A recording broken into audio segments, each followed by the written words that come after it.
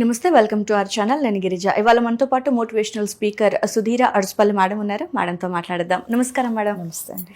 So ma'am, జనరల్గా చూసుకుంటే ఎప్పటి నుంచైనా నడుస్తున్నటువంటిదే ఎగ్జామ్స్లో ఫెయిల్ అయితే మాత్రం అది ఎస్ఎస్సి అవ్వనివ్వండి, 10th అవ్వనివ్వండి, IIT, JEE, what ever it may be. So compulsory suicide attempts చేసుకునే వాళ్ళు స్టూడెంట్స్ చాలామంది ఉన్నారు.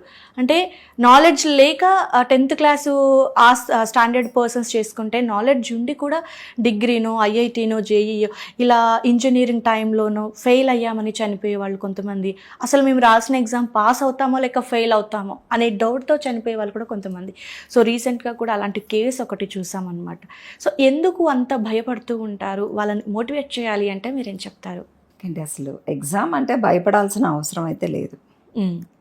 ఎగ్జామ్ అనేది మీకు ఈరోజు ఇప్పుడు వచ్చి సడన్గా రేపు ఎగ్జామ్ అనేది చెప్పలేదుగా. ఎగ్జామ్ డేట్ మీకు ఆల్రెడీ ముందే తెలుసుగా. సో దానికి తగ్గ ప్లానింగ్ అయితే ఖచ్చితంగా ఉండాలిగా. ప్లానింగ్ లేకుండా అయితే అట్లాంటి కాంపిటేటివ్ ఎగ్జామ్స్ అయితే రాయడం చాలా కష్టం. అసలు రాయాలి అంటే ప్రిపరేషన్ కంపల్సరీగా ఉండాలి. కాకపోతే ఇప్పుడు ఉండే యూత్లో ఏంటంటే కూర్చుని కంటిన్యూగా చదవాలి అంటే అది వాళ్ళ కష్టంగా ఉంటుంది. ఒక 1 hour చదవగానే వాళ్ళ ఝాస మొత్తం మొబైల్ మీదకి వెళ్ళిపోతుంది. కొంచెం సేపు ఏదో అందులో వెళ్ళాలి, ఏదో చూడాలి, మళ్ళీ వస్తారు. అంటే ఇప్పుడు సీరియస్గా చదివారు అనుకోండి, ఎప్పుడు ప్రాబ్లం ఉండదు. కానీ వాళ్ళు ఏంటంటే ఆ డిస్ట్రాక్షన్స్ చాలా ఉన్నాయి వాళ్ళకి. ఆ డిస్ట్రాక్షన్స్ వల్ల వాళ్ళు ఏంటంటే ఫోకస్, అటెన్షన్ పే చేయలేకపోతున్నారు. అదొక్కటే కాదు, ఇదొక్కటే మీరు అనుకోవద్దు. ఎగ్జామ్స్కి ముందు చదవడానికి ప్లానింగ్ ఉండాలి, డిసిప్లిన్ చాలా ముఖ్యం అండి. ఆ డిసిప్లిన్ ఇప్పుడు పిల్లల్లో చాలా తక్కువ ఉంది. అంటే మీరు ఇప్పుడు కేటగిరీస్ ఉంటాయి. కొంతమంది స్టూడెంట్స్ చదివే వాళ్ళు ఎప్పుడు చదువుతారు, వాళ్ళు ఎప్పుడూ డిసిప్లైన్గా ఉంటారు, ప్లాన్డ్గా ఉంటారు, వాళ్ళు చదువుతారు. ప్రాబ్లం అంతా ఎక్కడ వస్తుందంటే ఈ యావరేజ్ స్టూడెంట్స్ ఉంటారు చూసారా, వాళ్ళ దగ్గరే వస్తుంది. ఎందుకంటే వాళ్ళు ఆ ప్రాపర్ ప్లానింగ్ ఉండరు. ఇప్పుడు మనకు ఒక రోజు ఒక లెసన్ చెప్పారనుకోండి, ఆ లెసన్ మనకు అర్థం అవ్వచ్చు, అర్థం కాకపోవచ్చు. అంటే it depends on IQ levels కూడా ఉంటాయండి. కొంతమందికి చెప్పగానే వాళ్ళకి వెంటనే గ్రాస్ చేసేస్తారు, కొంతమంది చేయలేరు. చేయగలిగితే బాగానే ఉంటుంది, వాళ్ళు చాలా ఫాస్ట్గా పిక్ అవుతారు. చేయలేనప్పుడు ఏం చేయాలి?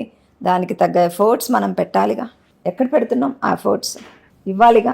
మనకు ఒక టాపిక్ తెలియలేదు, ఆ టాపిక్కి ఈరోజు ఈ టాపిక్ చెప్పారు, నాకు అంత కాన్ఫిడెన్స్ లేదు అని నీకు తెలుసు.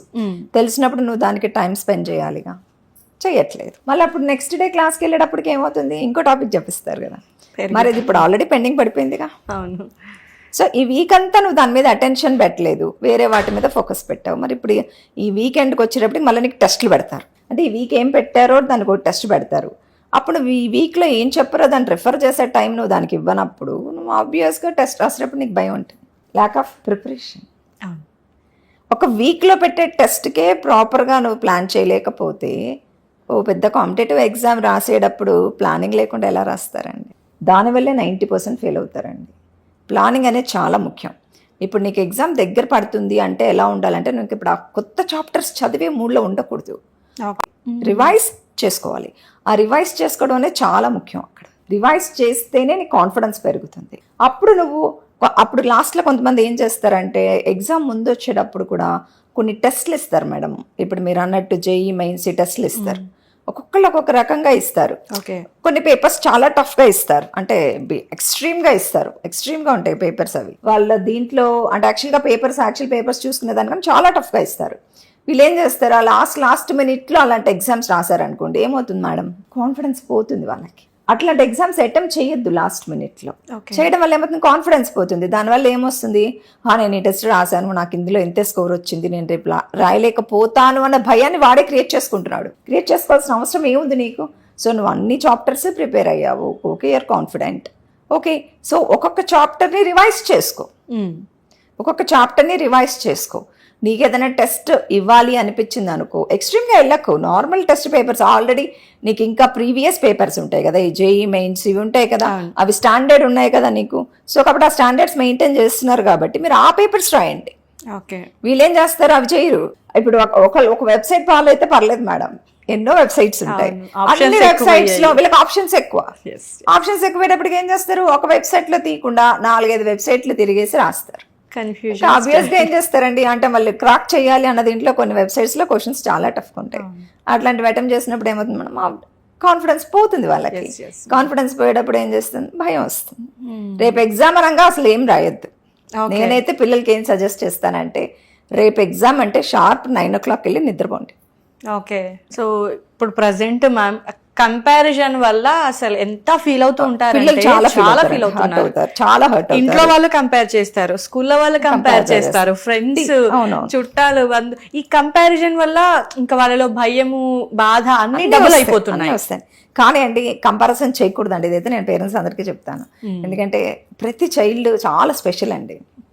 ఇప్పుడు ఒక చైల్డ్కి ఒక దాంట్లో స్కిల్ ఉంటే ఇంకొకటికి ఇంకో దాంట్లో ఉంటుందండి. అంటే మనల్ని భగవంతుడి భూమి మీద పుట్టించినప్పుడు మనం బతకటానికి కూడా ఒక దారి చూపిస్తాడు ఆయన. ఎలా చూపిస్తాడంటే నీకు ఒక స్కిల్ ఇస్తాడు.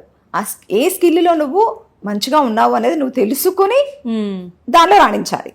అంతేగాని ప్రతి ఒక్కరిని టాప్ లెవెల్ పర్సంటేజ్ చేసుకోవాలంటే అందరు పర్సంటేజెస్ తీసుకురాలేరు.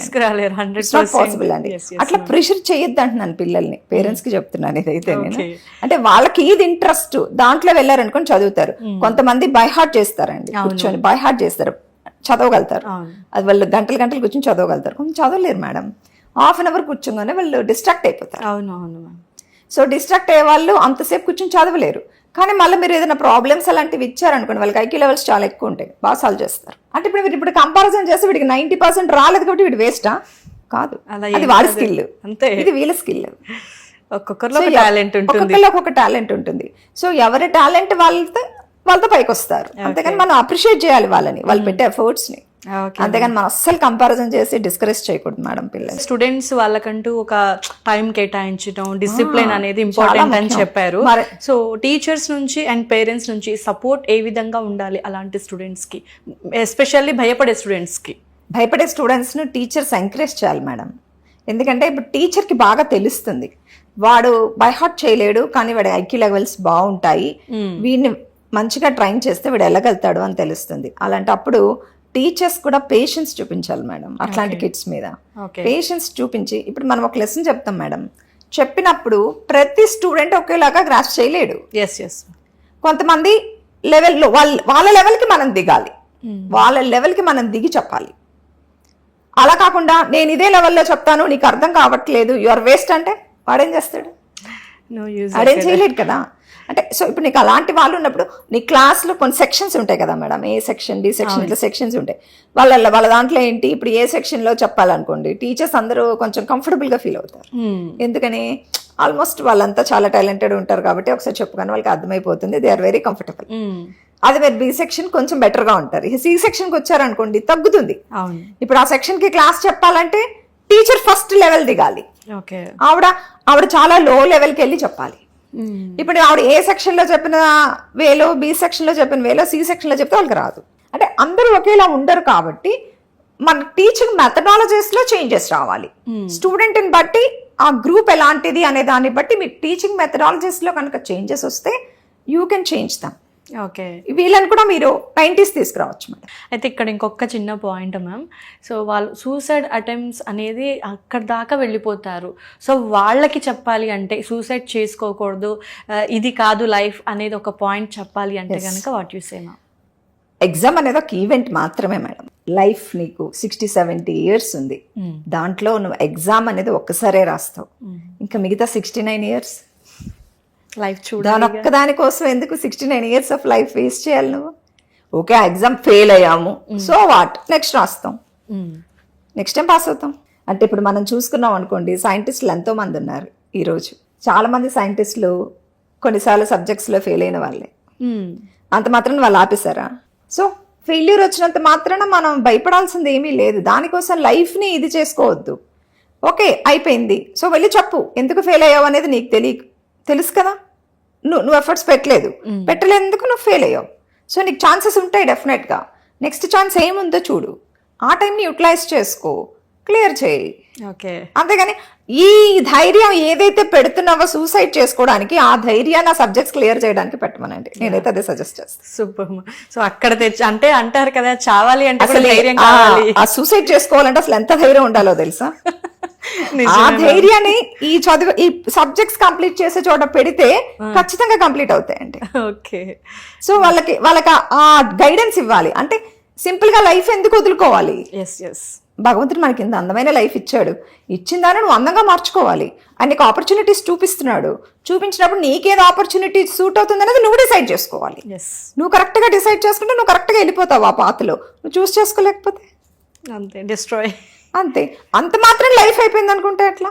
ఎన్నో ఫెయిల్యూర్స్ చూసాక సక్సెస్ చూసిన వాళ్ళు చాలా మంది ఉన్నారు. ఫెయిల్యూర్స్ని మనం ఇన్వైట్ చేయాలి మేడం. ఫెయిల్యూర్స్ని ఇన్వైట్ చేస్తేనే మనం స్ట్రాంగ్గా అవుతాం. ఓకే. ఎందుకంటే ఫెయిల్యూర్స్ చూసినప్పుడు మనం దాని నుంచి నేర్చుకుంటాం చాలా. ఎందుకు ఫెయిల్ అయ్యాము, ఇక్కడ ఏం జరుగుతోంది అనేది మనం తెలుసుకున్నప్పుడు మనం లైఫ్లో సక్సెస్ అవ్వాలనుకున్నప్పుడు ఆ మిస్టేక్ మళ్ళా మనం చెయ్యం. అంటే ఇందులో ఇంకొక పాయింట్ మ్యామ్, ఇన్సల్ట్ గా ఫీల్ అవుతారు. అంటే ఫ్రెండ్స్ అయ్యారు, నేను పాస్ అవ్వలేకపోయాను అని ఇన్సల్ట్ గా ఫీల్ అవుతారు. అయినప్పుడు పేరెంట్స్ సపోర్ట్ చేయాలి కదా. సో ఇప్పుడు రిజల్ట్ వచ్చిన వెంటనే ఫస్ట్ పేరెంట్స్ కే కదా మేడం తెలుస్తుంది. ఆ పేరెంట్స్ చాలా జాగ్రత్తగా చూసుకోవాలి ఆ బిడ్డని. ఇప్పుడు వాడికి ఫెయిల్ అయ్యాడు, ఓకే ఫైన్, ఆ బిడ్డని చాలా జాగ్రత్తగా చూసుకుని వాడికి నెక్స్ట్ ఏం చేయాలో చెప్పాలి. నువ్వు నెక్స్ట్ ఏం చేయాలి అనేది వాళ్ళకి గైడ్ చేయాలి. వాళ్ళని అలా వాళ్ళొక చోట వీళ్ళొక చోట అదే చెప్తున్నా కదా మేడం, వీళ్ళు వర్క్ కోసం వేరే చోటు ఉంటారు, వాళ్ళ హాస్టల్స్లో ఎక్కడో ఉంటారు, ఆ ఫోన్లలో మాట్లాడుకుంటారు. ఈ ఫోన్లలో గట్టిగా తల్లిదండ్రులు కనుక కోప్పడ్డారంటే వీళ్ళు చాలా హార్ష్గా డెసిషన్స్ తీసేసుకుంటున్నారు. మిస్కమ్యూనికేషన్ ఇదంతా. అదే కొంచెం దగ్గరగా ఉన్నారనుకోండి, మనం ప్రేమగా మాట్లాడాలి. ఎప్పుడైనా సరే అండి, ఫెయిల్యూర్ వచ్చినప్పుడు మాత్రం పిల్లల్ని పక్కన కూర్చోబెట్టుకొని మాట్లాడాలి మేడం. సో పేరెంట్స్ అది మస్ట్ చేయాలి మేడం. అది అప్పుడు వాళ్ళకి ఇలాంటి థాట్స్ రావు. కానీ ఇంకొకటి చెప్పాలి మేడం, మీరు ఫెయిల్ అయినా సక్సెస్ అయినా నీకు నేను ఉన్నాను అనే ధైర్యాన్ని అయితే ఇవ్వాలి మేడం. ఆ ధైర్యం ఇస్తే పిల్లల్లో అసలు ఇలాంటి ఆలోచన పిల్లలకి. Okay ma'am. సో ఇది నిజంగా చాలా పెద్ద సబ్జెక్ట్. అటు టీచర్స్కి కాస్త సపోర్టింగ్, అంటే వాళ్ళ సైడ్ నుంచి ప్రెషర్ ఉండకూడదు, పేరెంట్స్ నుంచి ప్రెషర్ ఉండకూడదు. సో ఏం జరిగినా వి విల్ విత్ యూ అనేది పేరెంట్స్ నుంచి రావాలి స్టూడెంట్స్కి. ఇప్పుడు కొన్ని స్కూల్స్లో అలా టీచర్స్ సపోర్ట్ చేస్తున్నారండి. యాక్చువల్గా మేమున్నాము మీకు అని ధైర్యం చెప్తున్నారు. వాళ్ళకి చదివే పిల్లలని కాదు, చదవని పిల్లల్ని కూడా కొంతమంది ఐక్యూ లెవెల్స్ బాగుంటాయి, అలాంటి వాళ్ళని వాళ్ళు కాంపిటేటివ్ ఎగ్జామ్స్కి గైడ్ చేస్తున్నారు. ఇలా నడుస్తున్నాయి, కొన్ని చోట్ల చేస్తున్నారు. కాకపోతే అన్ని చోట్ల పాసిబుల్ అంటే చెప్పలేము. ఎస్ మ్యామ్, చాలా చాలా చక్కగా, చాలా క్లియర్గా స్టూడెంట్స్కి అండ్ పేరెంట్స్కి అండ్ టీచర్స్కి కూడా ఇలా ఉండాలి అనేటువంటి మోటివేషన్ ఈ కాలంలో చాలా నీడ్ ఉంది మ్యామ్. సో అలాంటి క్వశ్చన్కి చాలా చక్కటి ఆన్సర్ అయితే మా కోసం అందించారు. Thank you so much ma'am.